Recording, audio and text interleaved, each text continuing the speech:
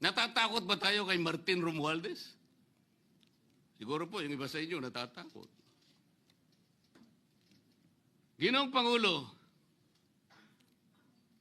naghalo na po ang balat sa tinalupan. Bakit po? Ngayon ko lamang po nakita sa pagdinig ng Blue Ribbon Committee.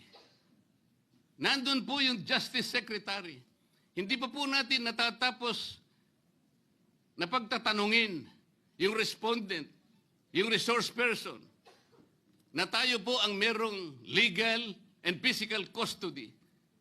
Hindi ko maintindihan kung bakit dadalhin niya sa kanyang opisina at pagbalik niya, meron na siyang supplemental affidavit. Ano po ba itong nangyayari sa atin? Meron na ba tayong alituntunin? Meron na ba tayong agreement sa pagitan ng DOJ at ang pag-imbestigang ginagawa natin sa Blue Ribbon Committee? Hindi ko na po maintindihan kung ang Blue Ribbon Committee is the investigative arm of the Department of Justice.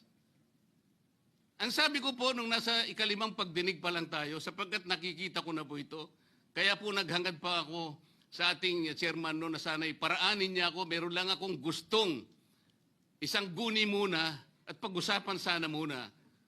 Eh, hindi naman po ako nabigyan ng pagkakataon kaya nagkaroon pa po ng konting sagutan doon.